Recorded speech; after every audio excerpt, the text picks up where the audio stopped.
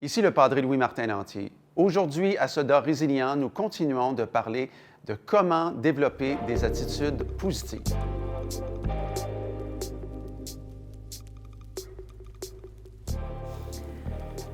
Padre Luc Baillargeon, bonjour. Bonjour. On vous reçoit aujourd'hui dans le cadre de Soldats résilients pour parler d'une façon de développer des attitudes plus positives dans la vie.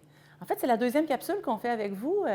Dans un premier temps, on a défini qu'est-ce qui était une psychologie positive. On a parlé du moyen fondamental de donner un sens à la vie.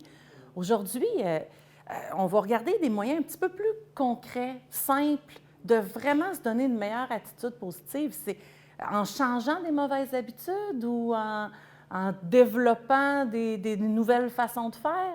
Bien, c'est un très bon point. Souvent, on va dire, bien, pour que ça aille mieux dans ma vie, il faudra peut-être que je change des mauvaises habitudes. Mais dans les faits, c'est pas drôle ce que je vais dire, mais on ne perd jamais dans notre cerveau nos mauvaises habitudes. Elles sont toujours là. On ne peut pas les désapprendre. Le cerveau ne désapprend pas. C'est un chemin qui a quelques neurones qui s'est installé et qui va toujours demeurer là. Je donne un exemple concret. On apprend à faire du vélo quand on est très, très jeune. Là, on fait du vélo, puis à un moment donné, pour toutes sortes de raisons, la vie a fait qu'on n'a plus le temps, on ne s'est pas racheté de vélo. Puis, exemple, pendant 20 ans, quelqu'un ne ferait pas de vélo. Mais il va arriver à 40 ans, puis il va décider de dire « Ah là, j'ai le goût de faire du vélo ». Il va reprendre un vélo, puis instantanément, il va savoir comment pédaler puis être en équilibre avec son vélo parce qu'il l'a déjà appris une fois. Le cerveau n'a pas désappris. On ne peut pas désapprendre à faire du vélo. Donc, on ne peut pas désapprendre nos mauvaises habitudes. Et ça, c'est peu encourageant. Oui, bien, on pourrait dire ça, mais il faut le comprendre. Ça veut dire que ça explique beaucoup de choses. Ça explique que c'est tellement facile de retomber dans nos vieilles habitudes qui nous nuisent. On ne les réapprend pas, elles sont là, c'est juste qu'on les reprend. Elles sont déjà dans notre cerveau. Que faut-il faire, effectivement, parce que ce n'est pas encourageant de se faire dire ça? Bien, dans les faits, il faut, encore une fois, comme dit la psychologie positive, il faut décentrer notre regard sur la mauvaise habitude puis aller voir bien, où je devrais aller défricher un nouveau sentier dans mon cerveau. Alors, c'est un apprentissage, c'est du travail. C'est une réflexion un peu comme un bon militaire qui se fait toujours, on dit toujours, ça te prend un plan de mission, un plan de combat. Bien, c'est quoi ton plan de mission? C'est quoi ton plan de combat pour toi-même maintenant afin d'adopter une nouvelle habitude sans désapprendre la vieille, elle va rester là. Alors, c'est un peu comme ça qu'on pourrait dire qu'on doit envisager les bonnes habitudes à adopter au point de départ. Aujourd'hui, on va développer un petit peu plus là-dessus, sur les façons de faire, les moyens qu'on peut adopter. Oui, en fait, bien, encore une fois, je m'inspire de la psychologie positive. Là, c'est ça qui est plaisant. On peut faire des références à plein d'exemples du quotidien qui fonctionnent avec cette approche-là. Il y a une étude qui a été faite là, et qui a été rapportée dans le livre de M. Bellumeur. Donc, une étude qui a été faite dans les années 2000 sur 577 sujets qui avaient des symptômes dépressifs plus ou moins grands. On a introduit des interventions de psychologie positive simples pour voir, pour étudier, est-ce que ces personnes-là vont avoir un peu moins de symptômes dépressifs après.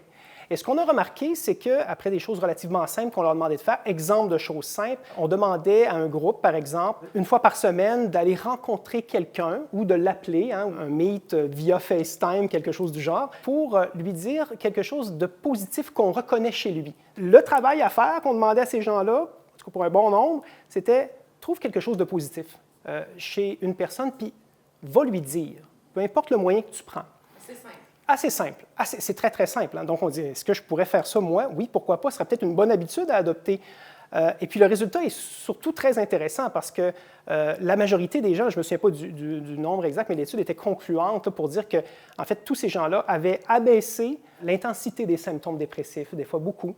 Alors, ça a apporté déjà un meilleur bien-être à ces personnes-là. Fondamentalement, c'est quelque chose que tout le monde peut faire. C'est intéressant, Padre, l'exemple que vous nous donnez. La littérature a fait beaucoup de recherches là-dessus, on a beaucoup de référents. Est-ce que vous avez concrètement des exemples de vécu ou des choses que vous avez vues dans votre carrière? Règle générale, juste de faire cette simple intervention-là où on invite de part et d'autre à regarder autre chose qu'on n'aime pas. On va vouloir trouver un terrain d'entente. C'est un peu comme ce qu'on appelle théoriquement la médiation. Un jeune qui avait beaucoup de difficultés, il m'avait confié ça avec son père qui était militaire. Et il m'avait dit, écoute, il dit, moi, mon père, j'y parle plus. C'est un peu à cause de lui qu'il y a eu, je dirais, la séparation dans la famille, l'éclatement. Ça va pas bien du tout, puis j'y en veux énormément à mon père. Mais je souffre, puis il en pleurait, il trouvait ça très difficile parce qu'il dit, j'en ai pas de relation à mon père. Quand mon père arrive, puis il me dit comment ça va, je dis, pas encore cette question-là. Je réponds pas, je suis toujours bête, je m'en vais dans ma chambre, je veux pas y parler. Puis lui, il avait fait des missions, il avait été longtemps parti. Tout ça avait contribué au fait que la relation s'était effritée. Et il y avait beaucoup de raisons, le jeune, de me dire que son père n'était pas correct. Il y en avait énormément, puis ouais, OK, bon... Oui, puis qui était peut-être à l'origine, maintenant, du conflit davantage avec sa mère, puis tout ça. J'ai dit, oui, mais j'ai dit, écoute, qu'est-ce que tu en penses si tu écrivais une lettre à ton père? Tu lui écris une lettre, puis tu lui parles pas de ses torts, tu lui parles de tes torts à toi, dans ça. Même s'ils sont minimes. Même s'ils sont minimes, même si lui a 90 des torts, lui a 10 des torts dans un conflit. On ne s'entend pas, ce n'est pas dans une situation d'abus ou une situation d'agression qui serait inacceptable, là, qui avait toujours l'air en contrôle. Bien là, ses deux genoux lui ont plié. Hein. Et il est allé voir son fils, puis il a dit, écoute, j'ai jamais eu une aussi belle lettre. Et pour moi, maintenant, désormais, je comprends plus ce que tu vis, puis je vais faire attention. Puis j'aimerais ça qu'on recommence à avoir une bonne relation, toi et moi. Alors, Padre, à la lumière de ce que j'entends, finalement, ce que vous nous dites, c'est qu'un des moyens les plus faciles d'être soi-même plus heureux, c'est d'aider les autres. Aider les autres va nous aider nous-mêmes. Oui, bien, ça revient encore à la définition de Comte Sponville qui disait « Est-ce que j'aime assez ma vie pour qu'elle vaille la peine d'être vécue? » Puis ça fait penser aussi à une autre phrase qu'on a peut-être déjà entendue d'un certain président qui avait dit à un moment donné « Ne vous demandez pas qu'est-ce que votre pays peut faire pour vous, demandez-vous ce que vous devriez faire pour votre pays. » Alors, ça fait très militaire aussi de dire ça, hein, parce qu'on le fait, mais on peut le rapporter à plein d'éléments. On peut dire, ne vous demandez pas qu'est-ce que votre famille devrait faire pour que vous soyez plus heureux, puis votre conjointe et vos parents. Demandez-vous plutôt qu'est-ce que vous devriez faire pour que vos conjoints et votre famille soient plus heureux. Hein? Encore une fois, on change la spirale négative pour une spirale positive. Je conclurai en disant, par contre, qu'il y a toujours la question des limites qu'on doit mettre. Parce que là, c'est bien beau, hein? Je vous donne tout un programme de « investissez-vous, donnez-vous pour les autres, c'est important ». Mais là, à un moment donné, il y en a qui pourraient dire « Bien, excusez, mais moi, j'ai déjà fait un burn-out où je trouve ça très difficile aussi de me donner à tout le monde. » Alors oui, ça, c'est vrai. C'est pas long qu'on peut rapidement demander à des gens généreux, hein, qui veulent toujours être positifs. Alors, c'est de se respecter et c'est de respecter l'autre aussi que de dire « J'aimerais beaucoup répondre à ta demande, mais je ne peux pas te donner plus que telle chose dans mon horaire. » Alors ça, c'est important pour notre santé mentale aussi. Lubo Mirski, qui est un chercheur, s'est intéressé à ça, jusqu'à quel point on peut vraiment changer notre situation malheureuse. Lui, il est arrivé quasiment à une formule mathématique, mais qui est vraiment intéressante. Il dit, en fait, il y a 50 de notre situation, de notre niveau de bonheur qui est dû à notre génétique. Il y a des gens qui ont une propension plus grande à être heureux naturellement. Il y a un 10 c'est les événements.